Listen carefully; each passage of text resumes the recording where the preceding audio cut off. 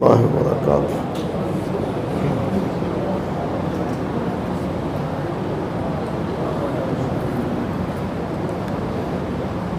ان الحمد للہ رب العالمین والصلاة والسلام علی سید الانبیاء والمرسلین وعلی آلہ وصحبہ ومن تبعهم بإحسان إلى يوم الدين وأشهد أن لا إله إلا الله وحده لا شريك له وأشهد أن محمدا عبده ورسوله أما بعد۔ محترم حضرات، آج اللہ سبحانہ و تعالیٰ کی توفیق سے پہلے تو سورۃ الاعراف کی تکمیل ہوئی اور اس کے بعد کچھ حصہ سورۃ الانفال کا الحمدللہ تلاوت ہوا ہے۔ اللہ سبحانہ و تعالیٰ اپنی کرم نوائی اور مہربانی اور رحمت سے جس طرح سننے سنانے کی توفیق عطا فرماتے ہیں، اسی طرح اپنی مہربانی خاص سے اسے قبول بھی فرمائے۔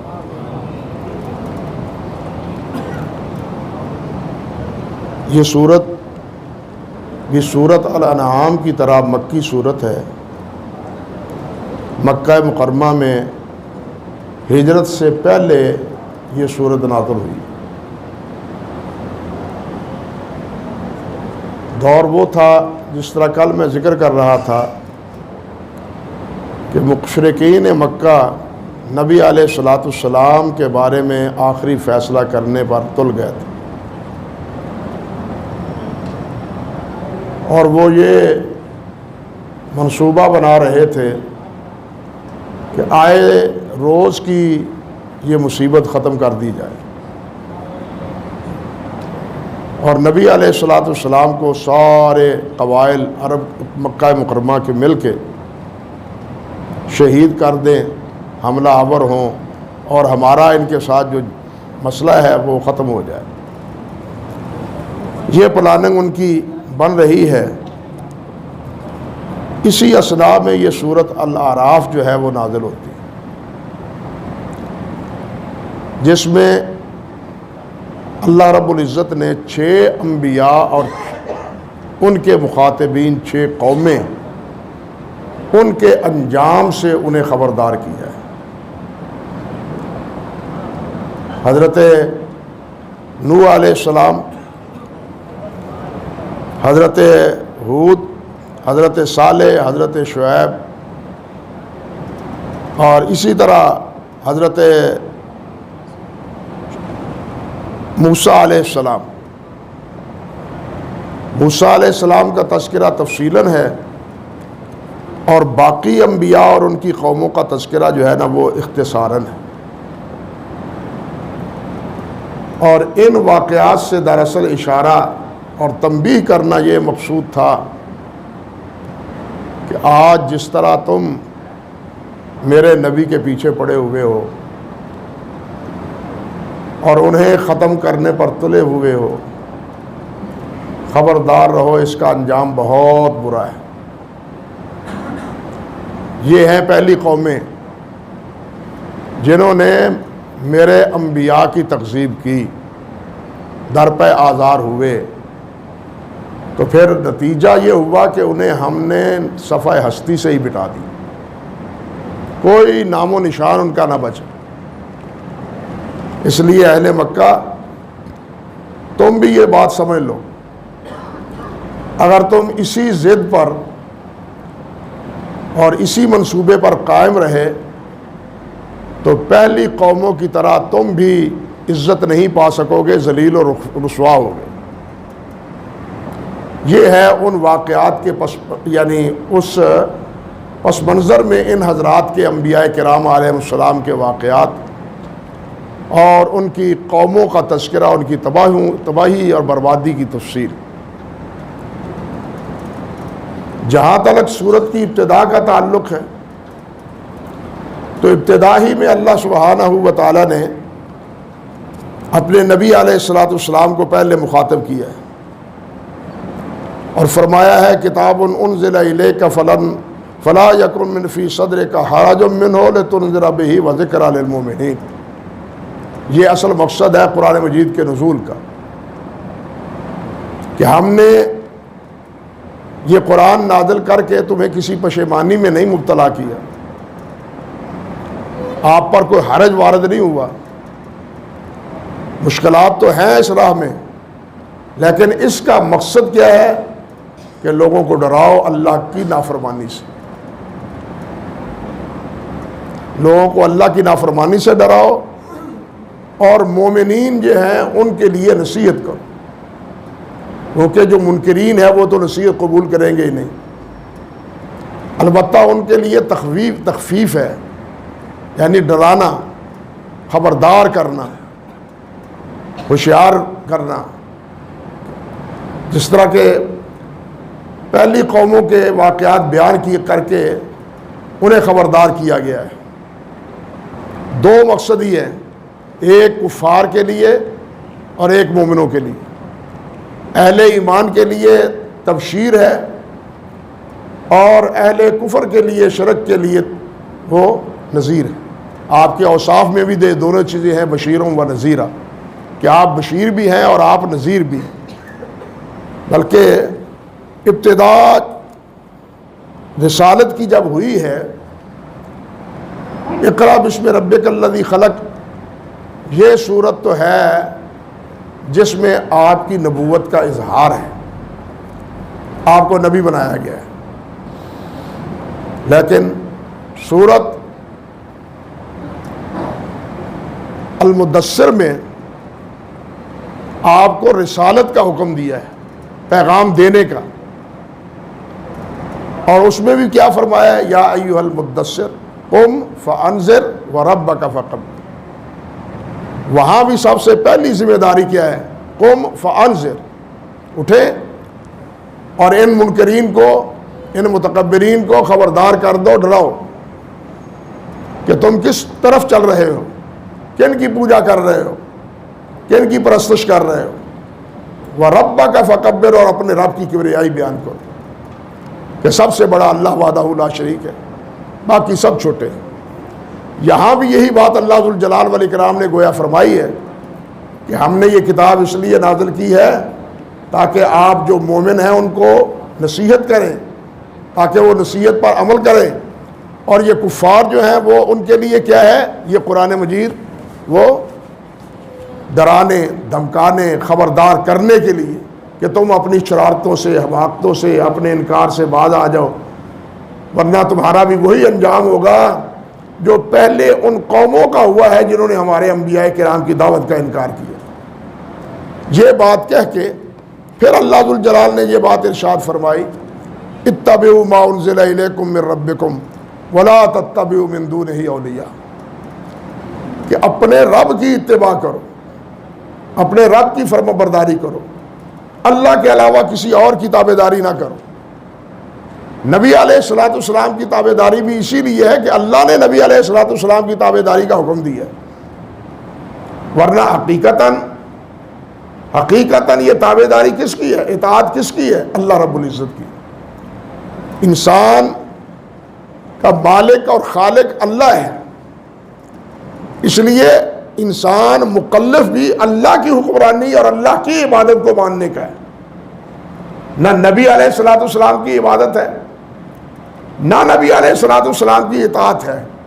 ذرا تسلی سے سنیں، اطاعت کا یہ مطلب نہیں کہ اطاعت ہے نہیں، اطاعت ہے، اللہ نے بار بار حکم دیا ہے، لیکن وہ اطاعت اللہ کے حکم کی بنا پر ہے، اللہ کے حکم کی بنا پر یہ اطاعت ہے۔ اللہ کے نبی اپنی اطاعت کا حکم دیتے ہیں تو اللہ نے انہیں حکم دیا ہے کہ میرے نبی تم اعلان کرو کہ میری اطاعت کرو، میری اطاعت کرو، یعنی گویا اللہ کے حکم سے نبی علیہ السلام کی اطاعت ہے۔ اسی لیے تو اللہ ذوالجلال نے فرمایا ہے کہ من یطع الرسول فقد اطاع اللہ، جو رسول کا اطاعت گزار ہے وہ اللہ کا اطاعت گزار ہے۔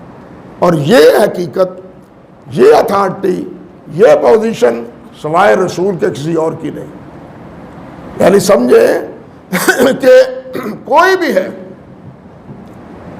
دنیا میں نبی کے علاوہ کوئی بڑے سے بڑا ہے، سب سے بڑا مرتبہ صدیق کا ہے، صدیقیت کا مرتبہ سب سے بڑا ہے نبوت کے بعد، پھر اس کے بعد محدث کا یا شہید کا مرتبہ ہے۔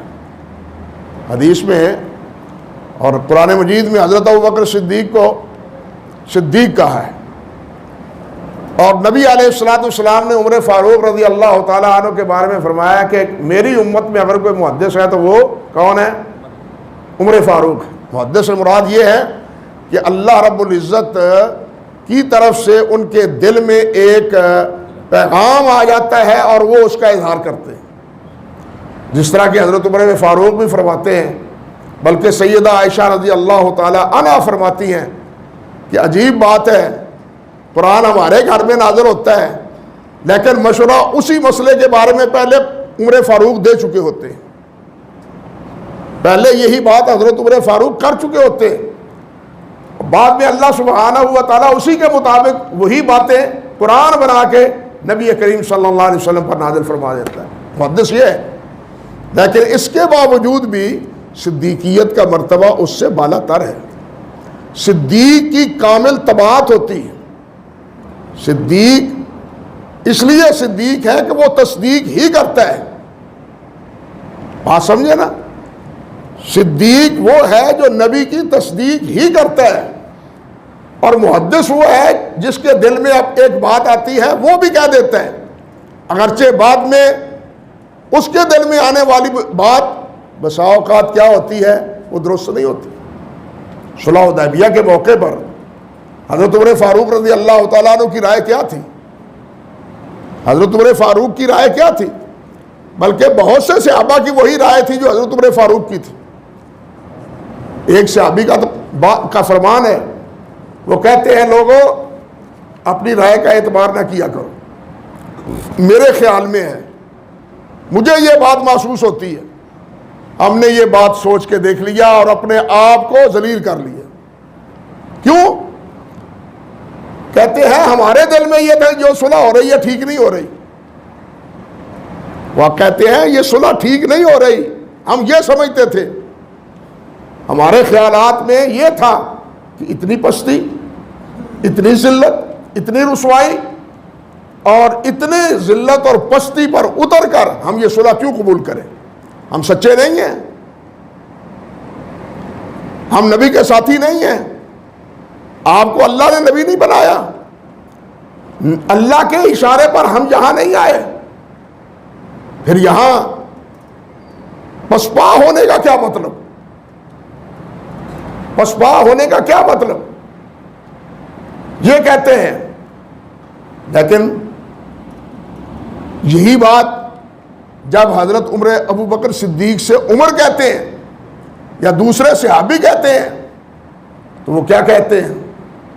وہ کہتے ہیں عمر سوچو، یہ جو صلح کر رہے ہیں وہ محمد الرسول اللہ ہیں، وہ صلح کر رہے ہیں، وہ اپنی مرضی سے صلح کس طرح کر رہے ہیں؟ ان کی صلح اللہ کی مرضی پر ہے۔ یہ ہے نبی کی تصدیق، بات سمجھے نا؟ یہ ہے نبی کی تصدیق کہ انہوں نے کوئی اللہ کے رائے کا تعلق، جیسے سے ابھی کہتے ہیں، وہ یہ تھا کہ جناب یہ تو ہزیمت، یہ تو پستی اور یہ پشیمانی کا سبب ہے، اس میں تو ذلت ہی ذلت ہے ہمارے لیے۔ کہتے ہیں بالخصوص جب صحابی قید کی صورت میں نبی علیہ السلام کے پاس پہنچا تھا، ہمارے لیے یہ معاملہ ناقابل برداشت بن گیا تھا۔ اللہ اکبر کبیر۔ سہیل بن عمر کا بیٹا اپنا ابو جندل وہ آیا تھا اور قید تھا، بیڑیاں پہنی ہوئی تھی، زنجیر پہنے ہوئے تھے، لیکن مکہ مکرمہ سے بھاگ کے، گھر سے باہر کے صلح حدیبیہ کی طرف کے میدان میں پہنچ گیا، جو گھر سے تقریباً 18-20 کلومیٹر کی مسافت پر ہے۔ حدیبیہ کا مقام مکہ سرزمین مکہ سے 18-20 کلومیٹر کی مسافت پر ہے۔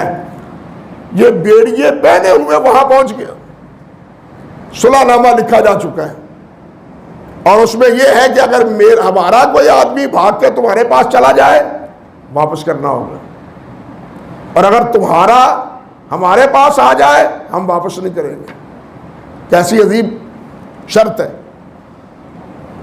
یہ آئے ہیں، بیڑیاں پہنی ہوئی ہیں، جولان لگے ہوئے ہیں، گھسیٹتے ہوئے آئے ہیں، حضور میری طرف دیکھو، اللہ اکبر کبیر، حضور میری طرف دیکھو، کس حالت میں یہاں پہنچا ہوں آپ کی خدمت میں۔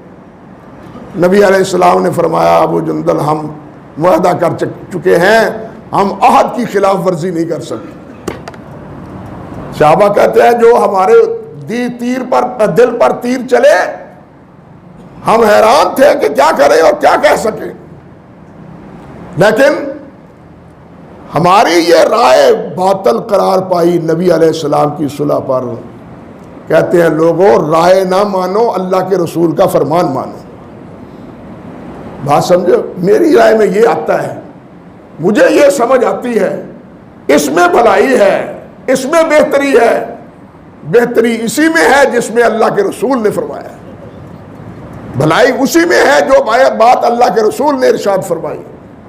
اس کے مقابلے میں صحابی کی بات جو ہے اس میں بھی کوئی بھلائی نہیں، صحابی کی بات بھی اس میں بھی کوئی کمال ہے نہیں، کمال ہے تو نبی کریم صلی اللہ علیہ وسلم کے فرمان کو کمال ہے۔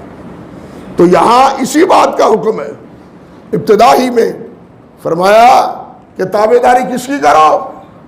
جو اللہ نے نازل کیا ہے، ما انزل الیکم من ربکم، اور وہ نزول یا قرآن مجید کی شکل میں ہے یا پھر نبی علیہ السلام کے فرمان کی شکل میں، کیونکہ نبی علیہ السلام کا بھی ہر فرمان وہ کیا ہے، ان اتبع الا ما یوحی الی، میں اسی کی تابعداری کرتا ہوں جو میری طرف وحی کی جاتی ہے۔ نبی علیہ السلام وحی سے ہٹ کے کوئی بات نہیں کہتے تھے، اگر کوئی بات اجتہادی طور پر کہی بھی ہے اور اس میں اللہ کے ہاں کوئی نامناسب بات تھی، فوراً جبرائیل کو اللہ ذوالجلال بھیج دیتے تھے، اور آپ کچھ لمحے کے لیے بھی اس موقع پر قائم نہیں رہتے تھے، بلکہ اللہ سبحانہ و تعالیٰ اس کے بارے میں فیصلہ فرما دیتے تھے۔ بہت سے واقعات موجود ہیں۔ تو آپ کا ہر حکم، آپ کا ہر فرمان وہ بھی کیا ہے، وحی الہی ہے۔ اصل خرابی کی بنیاد یہ ہے، ہم نے اپنے عقائد، اپنے اعمال وہ وحی سے لینے چھوڑ دیے، وہ وحی سے۔ عقیدے کی بنیاد یہ کتاب ہے، عمل کی یہ کتاب یہ بنیاد ہے۔ دوسرے نمبر پر نبی علیہ السلام کی احادیث مبارکہ ہیں، آپ کے فرامین ہیں، آپ کی ہدایات ہیں۔ یہ دو چیزیں ہیں جو من جانب اللہ ہے، ان دو کے علاوہ کوئی چیز بھی من جانب اللہ نہیں ہے۔ امام احمد بن حنبل رحمۃ اللہ علیہ سے کسی نے کہا، مسئلہ پوچھا، امام احمد نے جواب دیا، وہ کہتا ہے عبداللہ بن مبارک یوں فرماتے ہیں، عبداللہ بن مبارک یوں فرماتے ہیں اس مسئلے کے بارے میں۔ عبداللہ بن مبارک بہت بڑا نام ہے، بہت بڑا نام ہے، اللہ اکبر کبیر، اتنا بڑا نام ہے کہ ان کے شاگرد بیٹھتے ہیں، بیٹھنے کے بعد کہتے ہیں آؤ دیکھیں عبداللہ بن مبارک میں خوبیاں کیا کیا ہیں، کتنی خوبیاں ہیں۔ ہاں جی، یہ تو جناب تہجد گزار ہے، ذاکر ہے، مجاہد ہے، انفاق فی سبیل اللہ کرتا ہے اور بے تحاشا کرتا ہے، اللہ اکبر۔ حتیٰ کہ آپ دیکھیں سفیان بن عیینہ، سفیان ثوری، فضیل بن ایاس، ابن سماک، اسماعیل بن علیہ، ان پانچوں کو بیٹھے بٹھائے اپنی کمائی سے ان کے ہاں رزق پہنچاتے تھے، اور فرمایا کرتے تھے میرا دل تجارت کو نہیں کرتا، میں تجارت کر کے اس کا سارا نفع اس لیے کماتا ہوں کہ یہ ان کی خدمت میں کروں، بھیجوں، اور یہ دین کی خدمت آگے کریں، یہ معاش کی فکر سے بے نیاز ہو جائیں، یہ معاش کی فکر سے بے نیاز ہو جائیں، میں تجارت اس لیے کرتا ہوں۔ لطیفے کی بات یہ ہے کہ وقت کی حکومت نے اسماعیل بن علیہ کو قاضی بنا دیا، قاضی بنا دیا، وہ درجہ منصب قضاء پر بیٹھ کے فیصلے کرنے لگے۔ عبداللہ بن مبارک رحمۃ اللہ علیہ کو پتہ چلا، انہوں نے ایک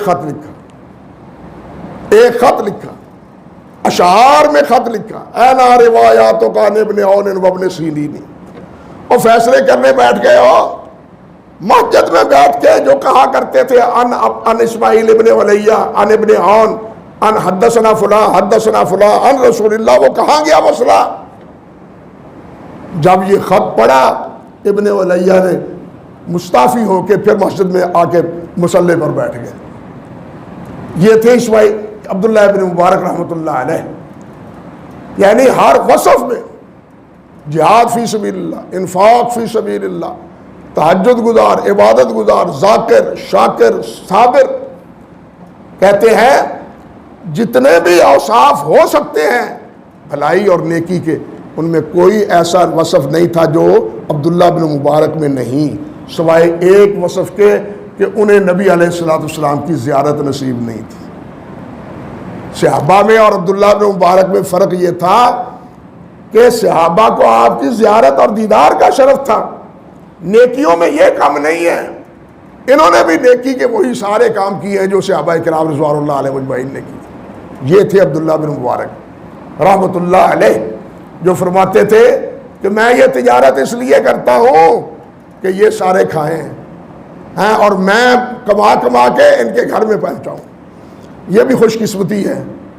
امام بخاری رحمۃ اللہ علیہ کے استاد ہیں، ان کا نام ہے عبید بن یعیش، امام بخاری کے استاد ہیں عبید بن یعیش رحمۃ اللہ علیہ۔ امام ابو نعیم اصبہانی رحمۃ اللہ علیہ نے اخبار اصبہان میں لکھا ہے کہ امام صاحب اللہ اکبر کبیرہ جس وقت کھانا تناول فرماتے تو یہ کھانا اپنے ہاتھ سے نہیں کھاتے تھے، کبھی ان کی بہن کبھی ان کا بھائی، وہ لقمے بنا بنا کے کھانے کے، اور یہ حدیثیں لکھتے تھے۔ اتنا وقت بھی ضائع نہیں کرتے تھے، یہ احادیث لکھتے، کھانے کا وقت بھی وہ اپنے ہاتھ کو مصروف رکھتے حدیث کے لکھنے میں۔ کتنے خوش قسمت وہ بھائی ہوں گے یا وہ بہن ہوگی، کتنا اجر اللہ رب العزت سے انہوں نے پایا ہوگا۔ یہ داعیہ، یہ جذبہ آہستہ آہستہ بالکل مفقود ہوتا چلا جا رہا ہے۔ یؤثرون علی انفسہم ولو کان بہم خصاصہ، یہ باتیں اب کرنے کی رہ گئی ہیں، سنانے کی رہ گئی ہیں، کرنے کی نہیں رہی۔ یہ باتیں سنانے کی رہ گئی ہیں، کرنے کی نہیں رہی، فرق یہ پڑ گیا ہے۔ تو عرض کرنے کا مقصد تھا کہ بھائی اصل بنیاد وحی الہی ہے، اصل بنیاد وحی الہی ہے۔ جب ہم دین کی بنیاد وحی سے کاٹیں گے پھر ہمارے لیے ہزاروں کتابیں ہیں، بہت سی کتابیں ہیں۔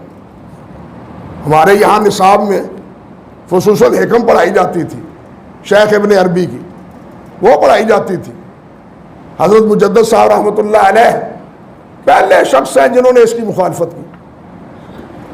ان کے مکتوبات میں ہے، وہ کہتے ہیں مارا بنس کار نہ بفس،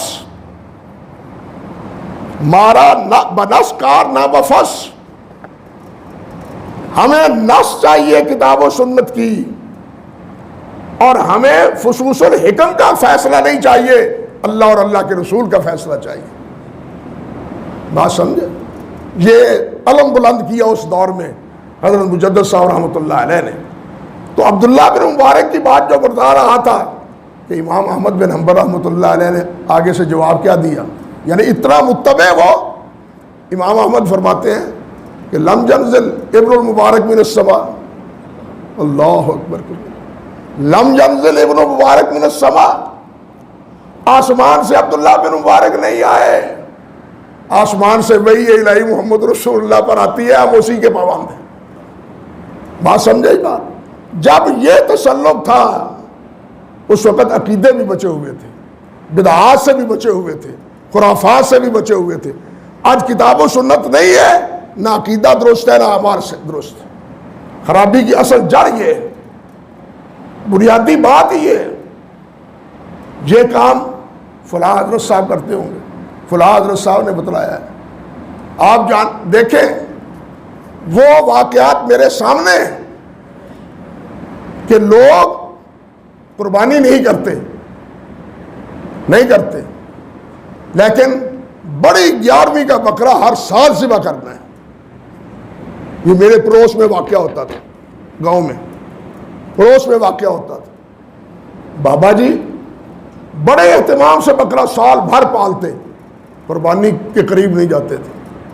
اب مجھے بتلایا وہ جو کل بات کر رہا تھا، بے ربہم یعدلون، بے ربہم یعدلون، اللہ کے ساتھ برابری، اس سے علاوہ اس سے بڑی اور برابری کیا ہوگی کہ اللہ کے نام پر تو قربانی کرنی نہیں جس کا اللہ نے حکم دیا ہے، لیکن جناب 11ویں والا بابا جو ہے نا اودا بکرا ضرور دینا ہے۔ بتلائیے بیڑا غرق نہیں ہوگا تو کیا ہوگا؟ یہ سبب کیا ہے؟ یہ سبب یہی ہے کہ ہم نے وحی الہی کا ساتھ چھوڑا ہے، وحی الہی سے ہم نے رخ موڑا ہے۔ جب تک ہم اپنے آپ کو وحی الہی کے پابند نہیں کرتے اس وقت تک کیا ہے، ہم نہ عقیدہ درست کر سکتے ہیں نہ عمل درست کر سکتے۔ اس کے بعد واقعہ جو بیان کیا ہے اللہ ذوالجلال والاکرام نے حضرت آدم علیہ السلام کا اور شیطان کا، وہ اس کا نتیجہ بھی تو یہی ہے کہ ہم نے تو آدم سے کو کہا تھا خبردار اس کی باتوں پہ نہ آنا، یہ تمہیں جہاں نہیں رہنے دے گا، ہوشیار رہنا، لیکن اس نے بھی قسمیں کھا کھا کے آدم علیہ السلام کو یقین دلوایا کہ میں تو جا ہی رہا ہوں، جاتے جاتے تمہاری خیر خواہی کر جاؤں، تمہیں ایک سبق دے دیتا ہوں، اس کی پابندی کرو گے تو یہاں ہمیشہ رہو گے، ورنہ تم نے یہاں نہیں رہنا، تم نے جانا ہے زمین پر، اس لیے میں تو جا رہا ہوں، آپ نے اگر یہاں رہنا ہے تو پھر کیا ہے، پھر جس سے روکا ہے نا اس کا ایک بڑی پھل کھا لو۔ یہ شیطان کا مشورہ۔ رحمان کا وحی کیا تھی؟ سمجھے نا بات؟ رحمان کی وحی تھی نہیں، میری بات ماننی ہے۔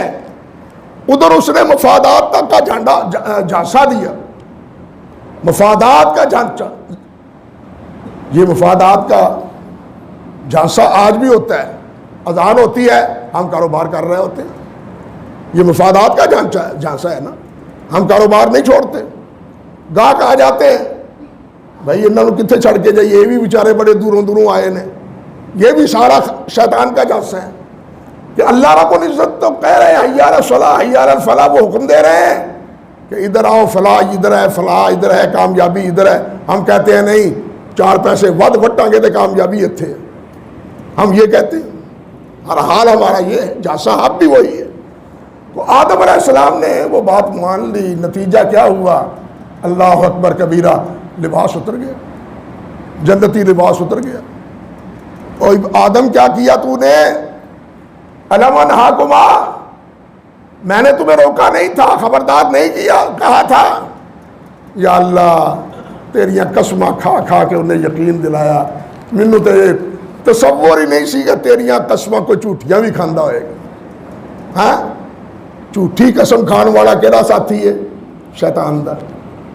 تو ساڈے ملک تے عدالتاں چ ساریاں قسماں جڑیاں جھوٹیاں کھا رہی نے، دسو وہ کون نے؟ بیڑا غرق سارا عدالتاں دا، عدالتی نظام دا ہویا ہے، تے اس سے وجہ تو ہے جھوٹی قسمیں کھانے کی وجہ سے۔ گاجر مولی کی طرح گواہ ملتے ہیں، کیس کی نوعیت اور اس کی حیثیت کے مطابق گواہ ہیں اور پیسے چل رہے ہیں۔ ہاں، ویسے کرپشن ختم ہو گئی ہے، ہم نے ختم کر دی ہے، حال یہ ہے ہمارا۔ تو یہ بات میں آدم علیہ السلام کا جو قصہ ذکر کیا ہے اللہ سبحانہ و تعالیٰ نے، وہ بھی دراصل اسی حکم کی پیروی میں ہے، اسی کے تناظر میں ہے کہ میری بات جب نہ مانی تو آدم علیہ السلام جنت میں بھی نہ رہے، تو تم جنت میں جا کیسے سکتے ہو اگر تم اسی طرح نافرمانی کرو گے؟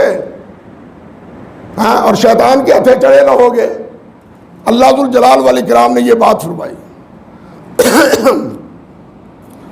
اور یہاں یہ بھی دیکھیے، سوچنے کی بات ہے کہ جب کھایا، پھل کھا لیا، اس کا انجام کیا ہوا؟ پہلا انجام یہ ہوا کہ لباس اتر گیا، لباس ظاہری اتر گیا اور آدم علیہ السلام درختوں کے پتوں سے اپنا جسم ڈھانپنے لگے۔ اب دو چیزیں اس سے واضح ہوتی ہیں، اس میں دو چیزوں کا اشارہ ہے۔ ایک یہ کہ شیطان کا ارادہ یہ ہے کہ آدمی کو بے نقاب کر دے، ننگا کر دے، برہنہ کر دے۔ شیطان کا مقصد یہ ہے کہ آدم کو، انسان کو کیا کر دے؟ ننگا کر دے۔ شیطان کا یہ مقصد ہے۔ آدم علیہ السلام ہوئے نا، آج تہذیب ہماری کیا ہے؟ جدید تہذیب، وہ بھی یہی ہے، ننگے، آہستہ آہستہ ننگے۔ حتیٰ کہ ایک جگہ نیو یارک میں ایک پورا محلہ ہے جہاں رہتے ہی کوئی لباس ان کے جسم پر نہیں ہوتا، بالکل ننگے، الف للہ جنوں اندھے ہو، بالکل ننگے وہ رہتے ہیں وہاں۔ لیکن ان کے لیے گورنمنٹ نے ادھر شریف آدمی ہو تسی رہو ایتھے ہی، باہر نہ نکلے ہو بہتا آگے کو اور نہ چند چڑھائے ہو جی۔ ہاں، شیطان کا پہلا کام یہ ہے کہ وہ انسان کو برہنہ کرتا ہے۔ اب آزادی کے نام پر جو تحریکی چلے ہیں، اس کو آپ جو بھی نام دے دیں، یہ ہے شیطان کی پیروی، لیکن یہ ہمیں سمجھ نہیں آتی۔ شیطان کا پہلا حملہ وہ کیا تھا کہ انسان کو بے آبرو کر دے، اور انسان کی آبرو کس میں ہے؟ اللہ کے حکم کی تابع داری میں ہے۔ انسان کی آبرو کس میں ہے؟ اللہ کے حکم کی تابع داری میں ہے، اور انسان کی جو بربادی ہے وہ اللہ رب العزت کے حکم کی نافرمانی میں ہے۔ اس واقعے سے یہ بات سمجھ آتی ہے۔ لِيُرِيَهُ سَوْآتَهُمَا إِنَّهُ يَرَاكُمْ هُوَ وَقَبِيلُهُ مِنْ حَيْثُ لَا تَرَوْنَهُمْ۔ کتنا خطرناک دشمن ہے۔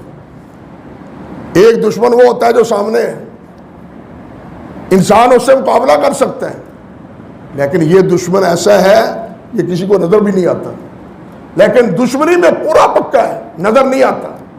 اب ایسے دشمن سے بچنا یہ بہت مشکل ہے، اور وہ اسی وقت انسان سے بچ سکتا ہے جب وحی الہی کی تابع داری کرتا رہے، ورنہ یہ تو گسر پسر ان الشیاطین لیوحون الی اولیائہم، قرآن کہتا ہے ان الشیاطین لیوحون الی اولیاء، شیطان وسوسے ڈالتے ہیں، جس طرح آدم کے ڈالا نا، یہاں بھی کانا پھوسی کرتا ہے، شیخ کی تائید میں، بدعات کی تائید میں، نئے نئے اعمال کی جن کا کوئی جواز کتاب و سنت میں نہیں ہے، جن کا کوئی جواز کتاب و سنت میں نہیں ہے، وہ اعمال جھانسا دیتا ہے اور انسان ان خرافات میں الجھ جاتا ہے۔ نتیجہ کیا ہوتا ہے کہ وہی الہی سے نکل جاتا ہے۔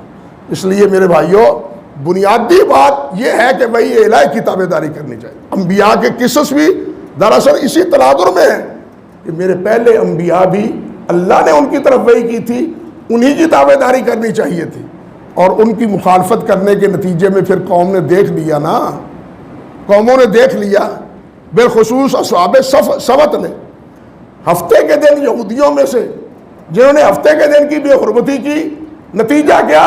اللہ ذوالجلال نے انہیں سور اور بندر بنا دی، شکلیں تبدیل کر دی، ان کی حلیے بگڑ گئے، یعنی شیطان کی پیروی میں ان کے حلیے بگڑ گئے جب انہوں نے وحی الہی کی مخالفت کی۔ یہ اس انجام سے وہ دو چار ہوئے، اور پھر اللہ سبحانہ و تعالیٰ نے اسی صورت میں نبی علیہ السلام کو بھی تسلیاں دی ہیں، اور صاف صاف کہا ہے کہ تمہاری نجات کی ایک ہی راہ ہے، اور وہ ہے میرے نبی محمد رسول اللہ کی پیروی۔ اسی صورت کے رکوع نمبر 9 میں کہ ایک ہی راہ ہے اور کوئی راستہ نہیں، اور وہ ہے میرے نبی کی تابع داری اور میرے نبی کی فرم برداری میں۔ اگر اس راہ سے تم ہٹو گے تو کبھی بھی تم اللہ کے ہاں سرخرو نہیں ہو پاؤ گے۔ یہ بھی اللہ ذوالجلال نے، پھر توحید کے دلائل بھی یہاں اللہ ذوالجلال نے صورت میں دیے۔ اللہ سبحانہ و تعالی ہمیں قرآن سمجھنے کی توفیق بھی دے، وحی الہی کی اہمیت سمجھنے کی بھی توفیق دے، اور وحی کے قدر جو ہے، صحابہ کرام کیوں روتے تھے نبی علیہ السلام کے انتقال پر؟ صحابہ روتے تھے، کبھی سیرت نبی کا مطالعہ کرو، وہ کہتے تھے روتے ہم اس لیے ہیں کہ آسمان سے پیغام کا انقطاع ہو گیا ہے، اب تو اللہ کے پیغام نہیں آئیں گے۔ اللہ کے پیغامات ہماری رہنمائی کے لیے جو آتے تھے آج بند ہو گئے۔ اس کا احساس تھا صحابہ کرام، وہ تھے قدردان وحی کے، بات سمجھے نا، وحی کے وہ قدردان تھے، ہمیں اس کی کیا پرواہ، ہمارے لیے تو جو دل میں آیا ہم وہ کریں گے، نہیں، جو دل میں آیا وہ نہیں، بلکہ وہ کرے جو اللہ اور اللہ کے رسول صلی اللہ علیہ وسلم کی برداری میں اور تابعداری میں ہے۔ اللہ ذوالجلال اسی فکر کی ہمیں توفیق عطا فرمائے، کتاب و سنت کو سمجھنے کی بھی اور اس پر عمل کی بھی توفیق بخشے۔ وآخر دعوانا ان الحمدللہ رب العالمین۔